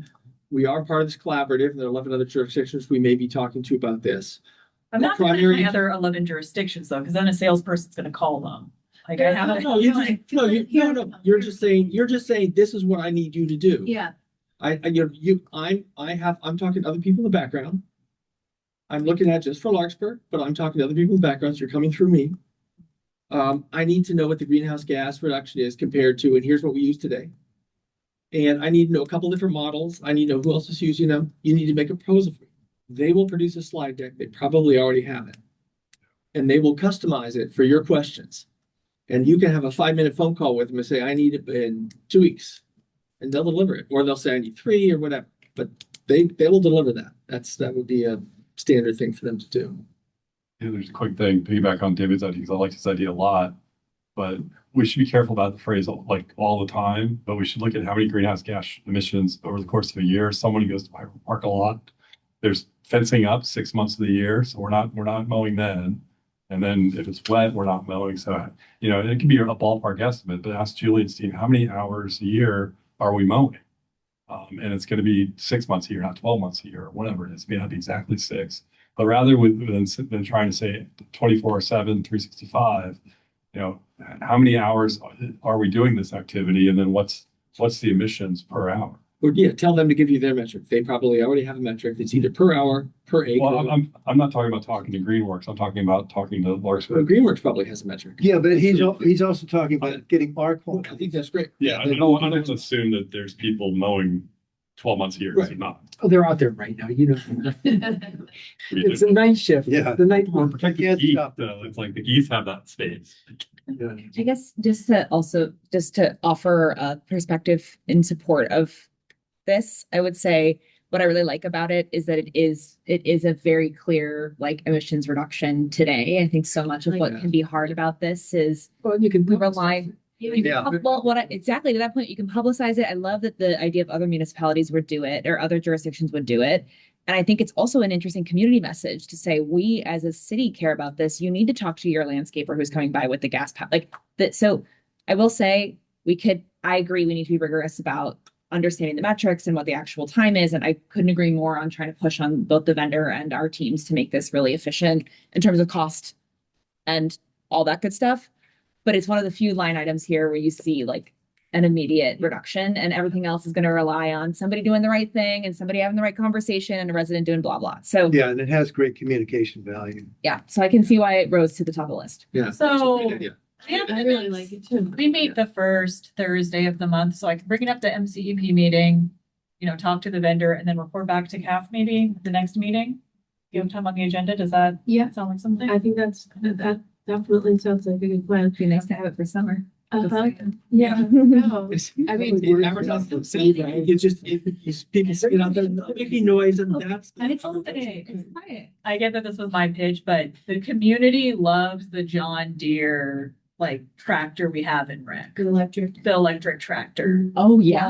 Loves it. Kids love it. You have it at a touch truck. Yeah. Check it out. So Little guys. it's a big hit. Okay. I'll bring that to the next meeting. Awesome. Thank you. Let me help if you need my help being a salesperson, how to approach them. with proposals. Push them. Okay, sorry. So where were we before we skipped ahead? So let's, okay, multifamily. Yeah, let's move on from EV. So requiring allowing EV charger locations, signage, public chargers to improve visibility and wayfinding. Staff's working on it. We're also put more out in the newsletter, etc. Also, we're gonna update the website, maybe have a QR code. So when there's busy times, we can just put up a sandwich board with the QR code of where charging is, etc. So if it's very busy at the municipal lot and say like, want to charge your car? Here's where you can, because we don't have it there. That's really great. On this one, Shannon, just one comment. I read this on the status notes about changing the ordinances would be sort of affecting others. But again, this seems like an area for Larkspur to be pretty proactive. Maybe I'm misreading this, but for Larkspur to be out putting up signage, EV chargers at the library, EV chargers at the park. And I tell you, that has people who have EVs, they're going to find them. That's not the problem. It's to get it in people's face that don't have EVs that, hey, there's charging over there. There's charging over there. This is, Right. So it's almost an EV advertisement. The fact that there's a charge. Right. It's a range anxiety reducer. Exactly. It's a story range So anxiety reducer. as I read this, it sounded more as about making it workable for others to put up signs. But I think of this more as a Larkspur as well, for Larkspur to put up some signs. Yes. Is that the intent? Yes, that's the intent. Oh, David, I just want to make sure I understand, because you specifically brought up the changes to sign ordinance will be reviewed. And so you're suggesting that we can be more proactive by just putting signs up without actually having to change the ordinance. Yeah, I don't know that the ordinance applies to the city. I mean, isn't the ordinance for others who want to put up signs? No, I believe it's. Does Does it also guide the city's practice? Okay. About our Okay. practices. Yeah, That's it. yeah. But I read it as more for others. Oh, I And I'm just saying, this just seems to me one where there's a real opportunity for Larkspur to be proactive and get some signs up about its charging. Right. just as an advertisement for the availability of charging. Yeah. And piggyback on David, I understand we're talking about like 20th century, like physical signs on this row. Right. But we should be thinking about things like the Larkspur Manager newsletter and having like a banner saying there. So there's all kinds of places to do signage, and people that have EVs are looking on their dashboard of their car to figure it out. But if we're trying to market to people, reduce your range anxiety, there's lots of ways to do signage other than putting metal signs. Yeah, so a newsletter, et cetera. So we're targeting that for June 26th. But it's a climate corner newsletter, et cetera. Okay. On to building electrification. A lot of this you'll see relates to, again, folks stop me if you want to talk more, that the green building electrification, that meeting's happening this week, anticipated for late summer, fall. Implement permit streamlining for conversation on electrification. Sorry, this got cut off. It's not cut off online. So again, part of the meeting will have the other part of the meeting with community development. In terms of this being I didn't even put this in progress. We haven't started this. I need to work with staff to start this. I get that it's a priority to you folks, et cetera. We haven't done the work on this yet. On what this would really look like in terms of changing our counter practices, et cetera. I need to meet with community development on that. That's on me. One minor thing when you have that meeting. Yeah. This should also include batteries, because when people put this many electric appliances in, they're gonna put batteries. So even though it's not the appliance, so to speak, it's part of the gear. Yeah, I've got one other thing in the second item, but we'll get as well.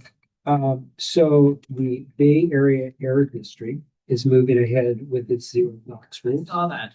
And at the meeting just last week, they didn't take a firm vote on this, but it appears they're going to delay the start date for implementation of zero NOx for hot water heaters to October 1st, from January 1st to October 1st. But the point that I'm trying to get at is it's going to be important for local jurisdictions to take supportive actions for implementation of the zero NOx rule.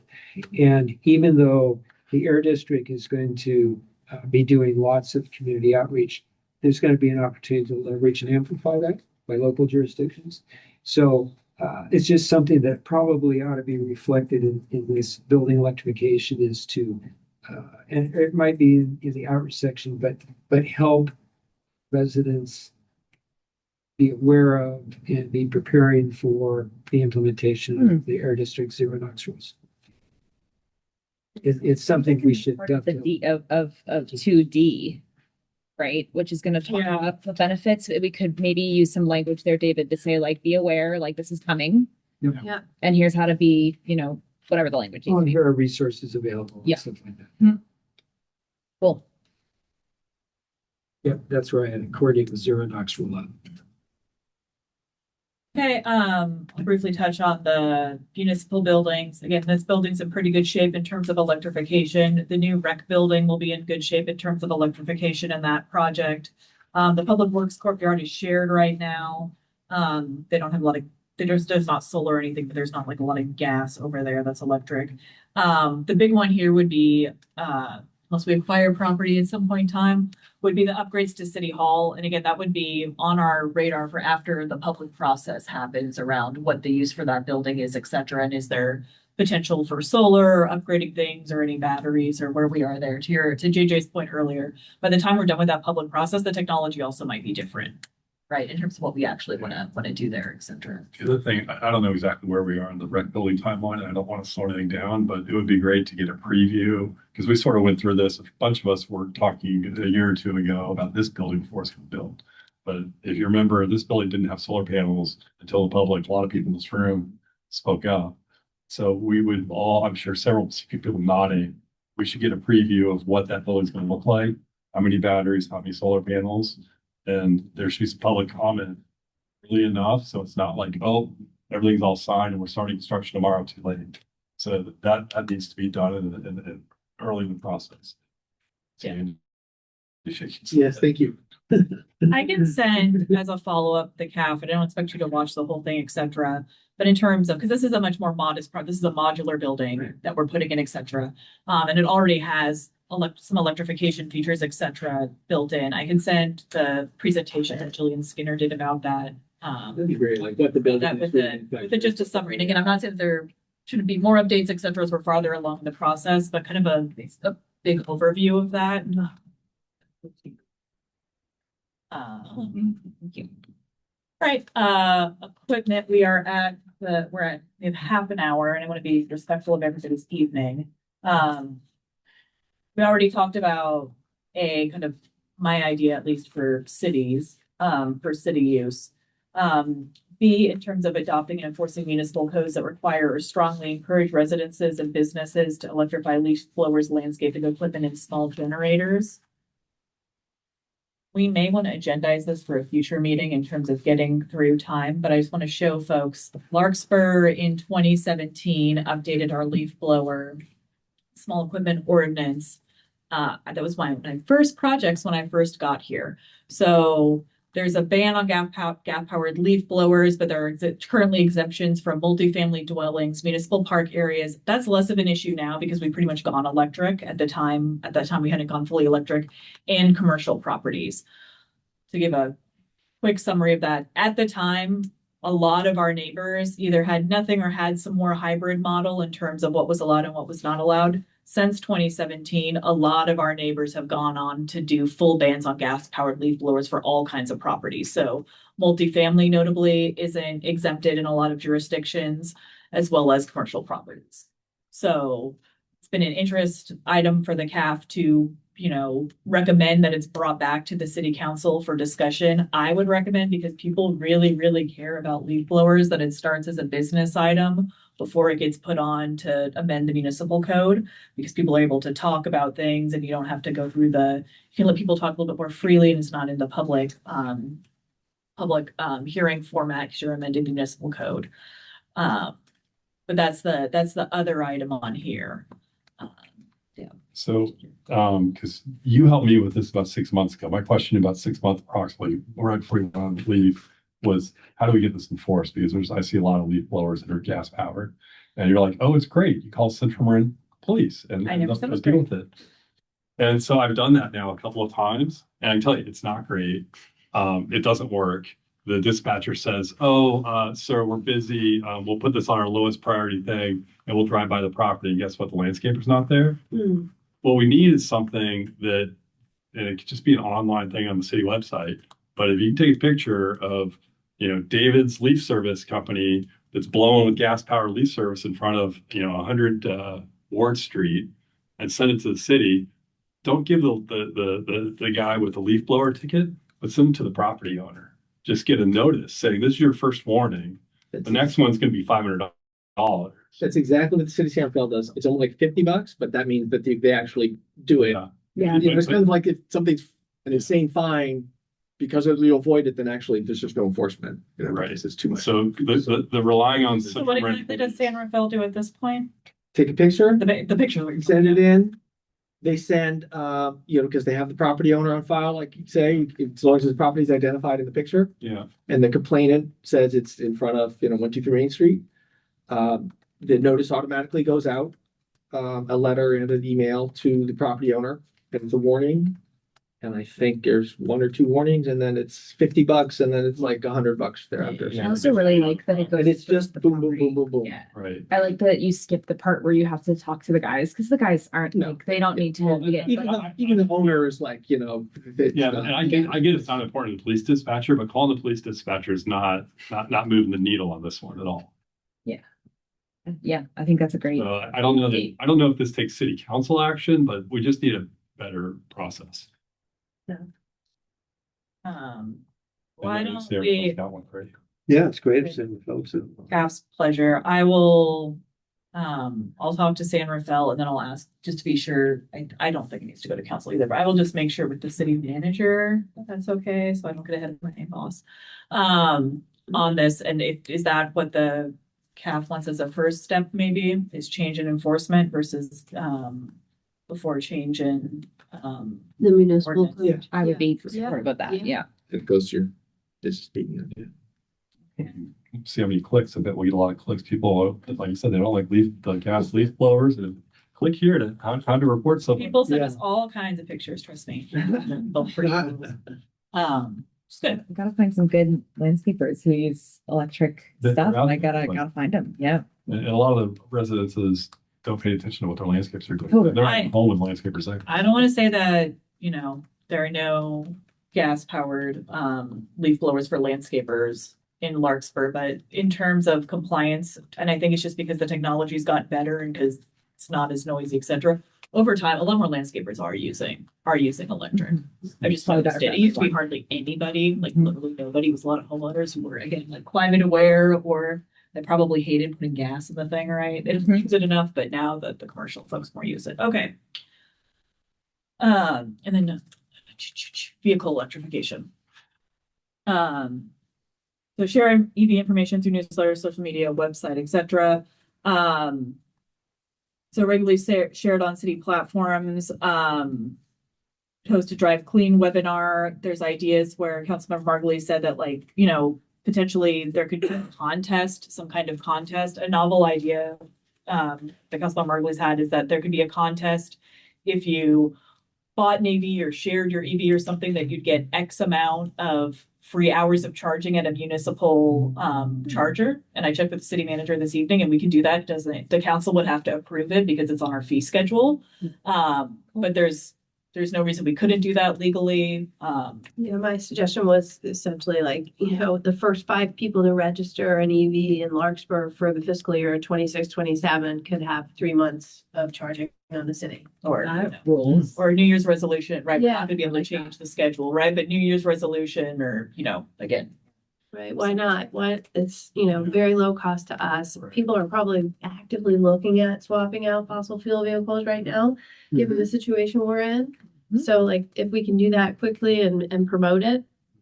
And a lot of that's about visibility, right? In terms of making the content more engaging, more interesting, the community involved. It's not gonna move the needle on whether someone buys an EV if we give them 50 free hours or whatever hours. It's just something that's a little more engaging. And buying For a used EV would count too, right? Yeah. Okay. Definitely. You get double the charging. Yeah. Since I buy a used one. The one thing I'd like to add to this category is again, back into the collaborators but it's, Ride and Drive Clean. Yeah, I'll add that. Really should be for most of those, because they'll assist with any of this stuff. Also, the other one that's a potential one, is I was thinking, I haven't reached out, Resilient Neighborhoods hookup. Maybe if there was a Larkspur person who goes through Resilient Neighborhoods that is passing the program, et cetera. I know we have some Larkspur people, but it's not like we have, I'd love it, but we don't have 50 Larkspur people every time. There's the completion of that program that if you go through Resilient Neighborhoods, Larkspur gives you complete the program and you have an EV, so many free hours or something like that is a thank you. Sure. Again, these are all in concept. The concept works. Okay. In general, if I can just add, we can talk more about content strategy, but for a group like this where it's so community oriented, I always just find like highlighting people is the best way to get like their family to read it and then everybody on their block to read it. Like, I love the idea of contests and that we're looking for like stuff that gets people to forward the email and open it up. Like somebody's kid got a like that now their whole class sees it, Yeah. that type of thing. So It's also competitive. People, Yeah. I want to get yes, that right. and it's something that like so few, everyone's trying to win in your inbox, and like we actually have the right to be able to talk about the community and so anyway, just featuring real people goes a long way. The other event that's most recent that is an opportunity is the 4th of July parade is happening. So we'll put our clean vehicles in the 4th of July parade. And then at Corte Madera, it ends in Corte Madera at their park and there's fun things to do, et cetera, et cetera. There's probably an opportunity for Larkspur to table or distribute materials, et cetera, at the end of the parade, which is kind of, has anybody been to the parade? Oh yeah, it's so cute. Yeah. If you ever go to the end of the parade, you just go outside your house in downtown. I drove it last year. Yeah. Nice. Yeah, I've ridden my bike in it. Yeah. So the end of the parade is kind of the party zone. And then people from Corte Madera also want to be climate aware. What about the Climate Action Forum March section in the parade? Anybody willing to show up on July 4th and carry a banner for Larkspur I think I'll be driving again, but otherwise. Climate Action Forum? Drive. I wish I could. I'm with my family in Michigan. I might be able to, All right, well, I mean, I think that could be a potential, Yeah. so just to. something to think about. Yeah, more visibility and maybe what Shannon was gonna talk about this, but she's having some things printed with ways you can really make a quick impact at your home. Things like easy Yeah. things to do and handing those out, because we have so many residents lining the streets. Yeah. And that's where I also thought it would be so great if we could like actually make it into a contest and have people report back to us what they've done. And to Katie's point, say your neighbor, Mary Sue, she did these 5 things. Yeah. And just start like talking about it so it's a buzz. So people are like, oh, Yeah. I want to participate in this. Yeah, one idea, assume that you're gonna be driven in it too. You should put Climate Action Forum liaison or whatever on your. Yeah, I will. Love That's a that. good one. Yeah, I like. So who wants Oh, to go to the oh, parade? yeah, Is anyone yeah. on the lake? You're Has just anybody not on not the been lake, on and the I can't imagine what you're doing. I am going to be on a lake, yes. Oh, yeah, I was gonna ask if anybody's, I mean, I could join, but I couldn't run it, but I don't know if anybody's not been in the parade. I've been in the parade many times over the last 5 decades, and the parade has gone up and down many times over the last 5 decades. And This year's gonna be the best year yet. I mean, it's There our was a real- 250th celebration. Yeah. so, yeah, that's So It's gonna be the big. peak happened like in mid-80s, I want to say, when some neighborhoods started doing just neighborhood things just to celebrate their neighborhood.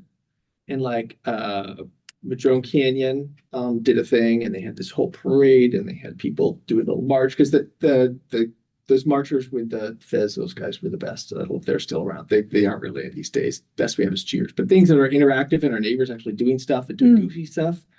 Like there was a little trend for a few years before the participation wiped out. So you need people to get motivated, bring people in, but it's so much fun. And you bring in a lot of people, and you just do goofy stuff. And if you actually had a theme about it.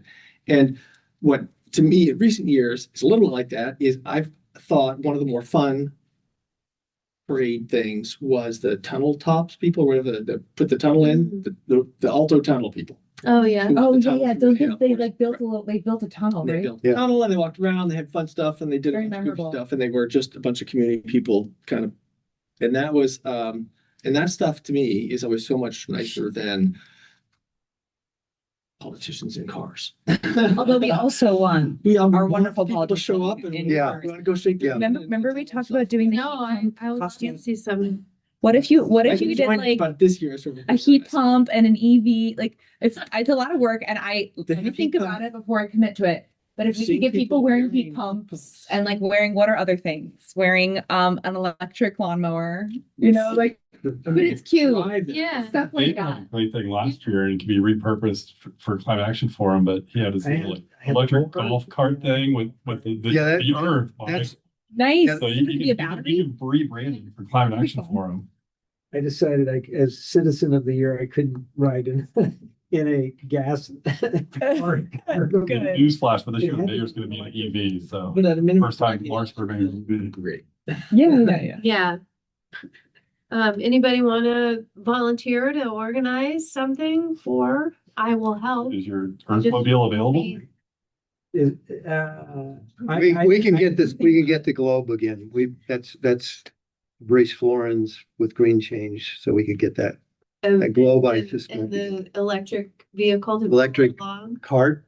We could probably get the car The together. golf cart, and then we could have a couple people dress up as a battery and a heat pump and. I can volunteer to figure out what those costumes could be and look like, but I'm not gonna be physically present on the day, Okay. which Who is has Beta Breakers friends here? We just. I have a lot of Beta Breakers people in my life. They're really good at costume making, so And over with their. Hey, call your Beta Yeah, Breakers for friends. month. Someone maybe had Yeah. it. Do you think you could get some other students who might be interested in marching in the parade? I think I totally could. I've been That's so taking a lot of notes at this meeting to present to my school's ASB meeting on Thursday, because I feel like there's a lot of kids in our sustainable agriculture program and then our AP environmental science class who would like love to get involved in this. okay, the high school kids wearing the costumes would be I feel like they're the ones that people I know. perfect.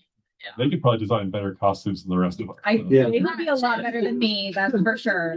That's, yeah. Yeah, we could have like our drama department with Exactly. costumes. Okay, that. Like, definitely I that. feel like I could definitely get some people. Create a prize for whoever has the best battery costume or whatever.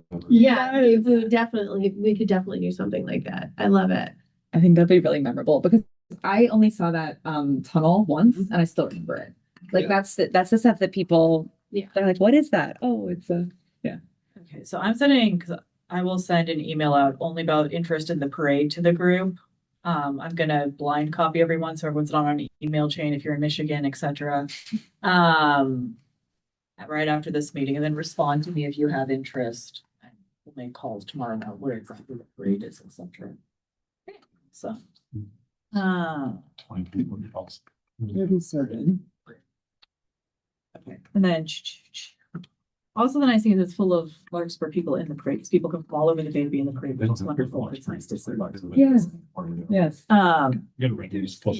Okay, which one are we on now? Okay, so B is promote existing rebates and incentives.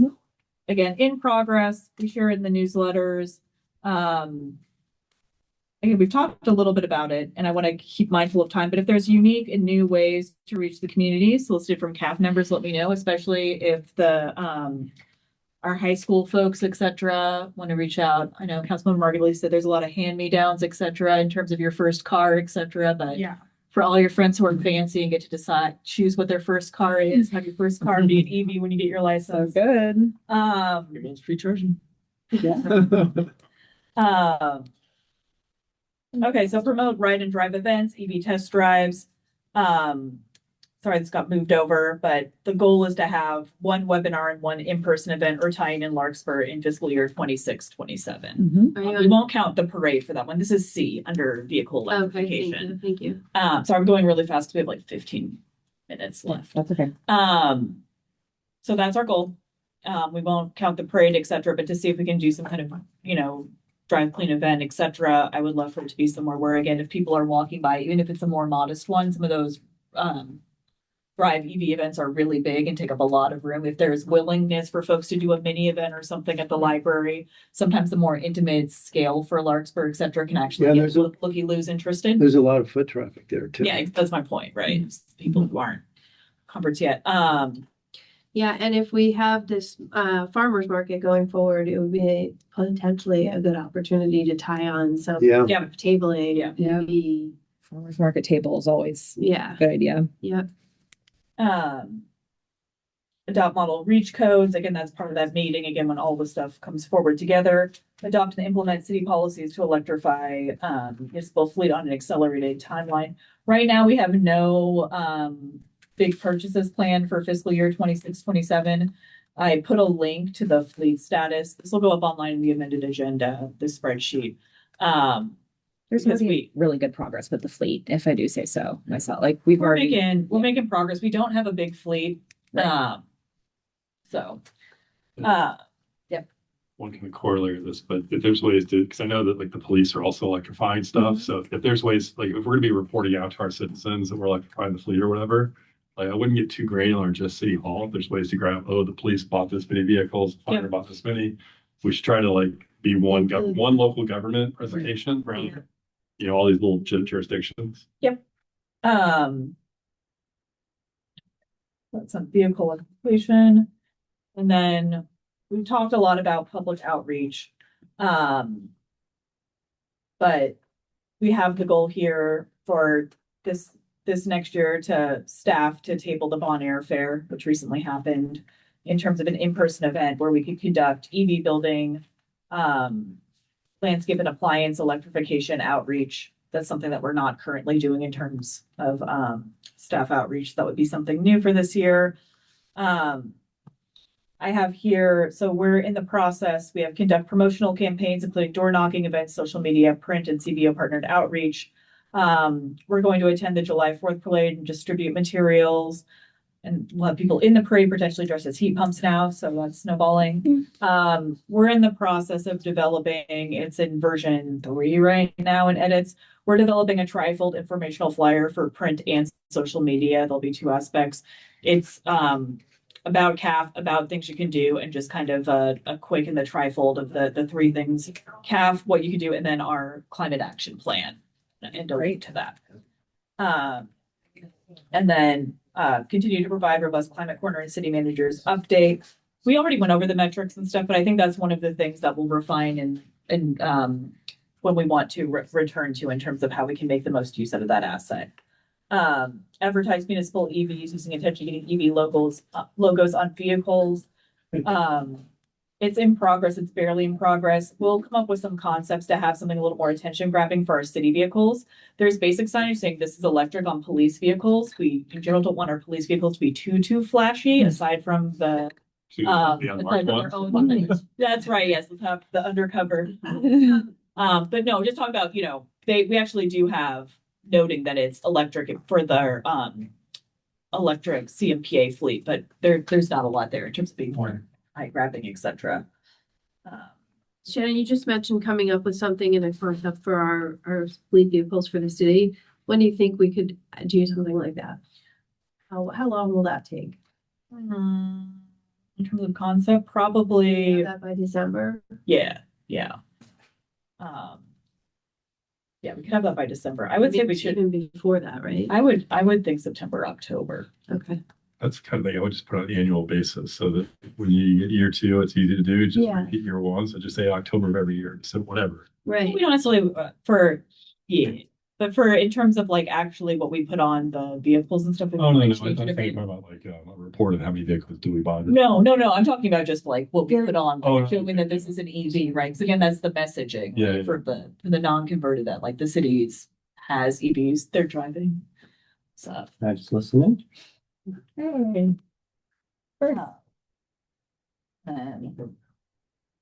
Okay, almost done here. So host, reduce, reuse, recycle, and or repair fairs. And that would primarily be partnering with Zero Waste Marin. I talked to the county staff that are the point people for repair fairs, and I wanted one to be in Larkspur. And I was especially excited that we might be able to do one at our new library. And I learned a lot about repair fairs.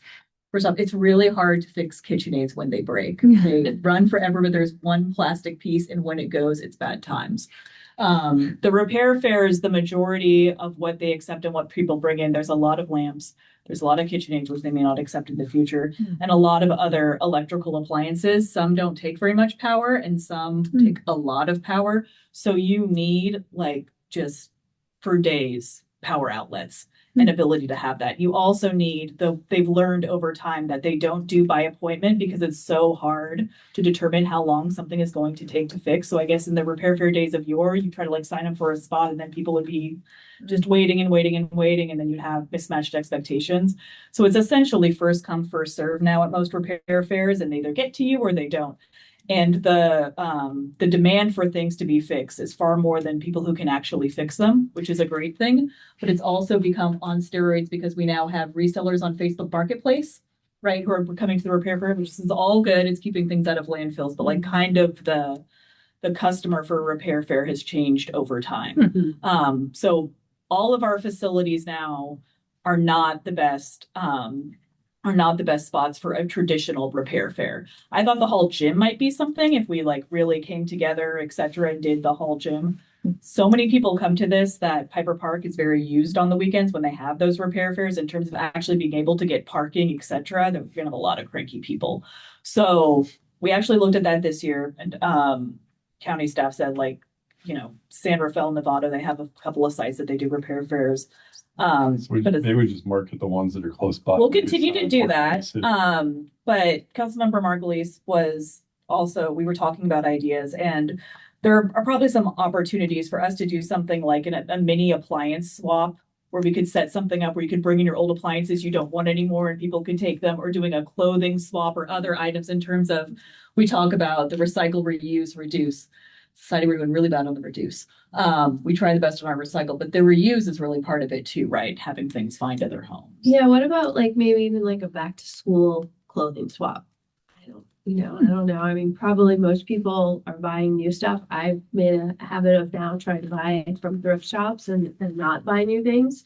And I think a lot of the younger generation, I don't know, Lila, you might be able to talk to this better, but I know my girls are both into thrifting, and they're doing it for environmental reasons. And, there's some really big platforms out there. What is it? Posh something. Yeah, Poshmark, and where people are just reselling their old clothes. But I was thinking that might be something that maybe the young people would even get behind. Do you think that they would be interested in like a clothing swap?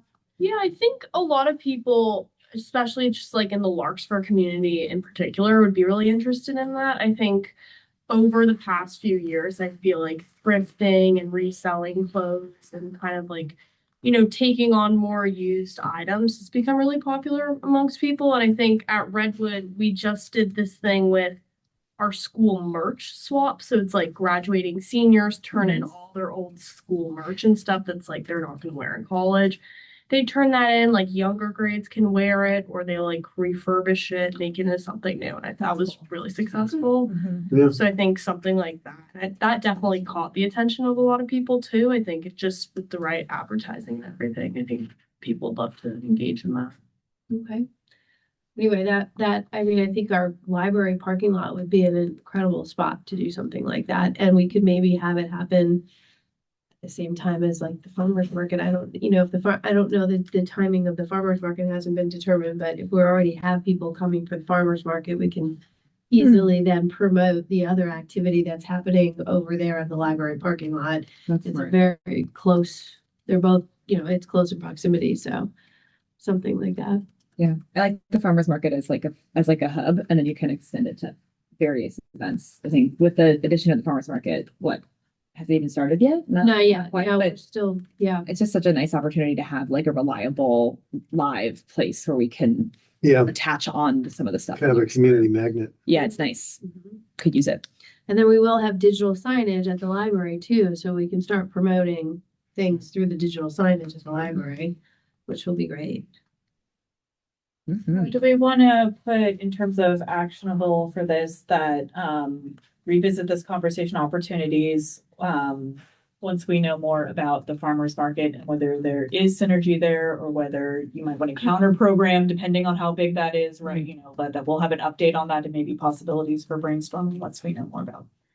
I like that as a rhythm to connect to. Yeah, I think that we want to connect it, and I agree. I think that it would be good to, you know, just we need to keep focused on that farmer's market coming up, and as soon as it is, figure out how we can leverage it and co-market with the farmer's market. We got 2 minutes and we're on the last one. You guys Look are at us. great.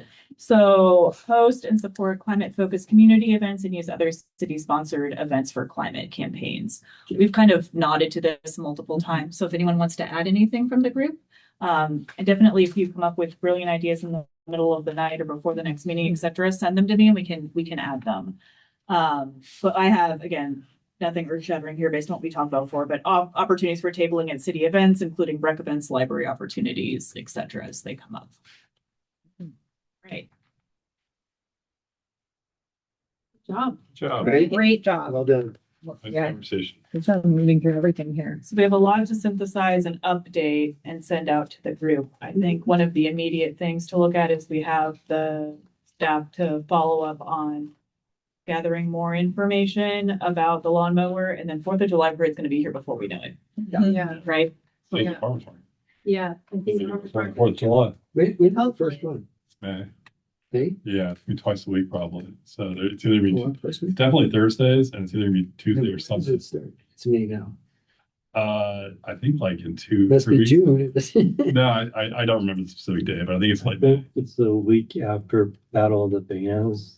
For whatever reason, the woman who It's next Friday. is setting up the farmer, who runs the farmer's market, she didn't want to compete with him for advertising Yeah. and community awareness. So we're talking the I week think of that would be Memorial the Day? first full week of June. June, Oh, okay, I think the Battle of the Bands is the first weekend in June, which is, okay. so. And we're doing it twice a week. No, there's two different vendors. So the other one is just a guy who's really popular in San Anselmo. He has one sort of big stand. Okay, So he's gonna come in on the other day, but he needs to work out a different type of agreement with us. So it might take a little longer. okay. But he's just a singular vendor as opposed to multiple vendors. Yeah, but if people have gone, anybody who's been up in San Anselmo or even Tallahassee, you've seen him set up. He's pretty big. It's not your normal Okay. single vendor. Great. Yeah. Hey, Jody, you still there?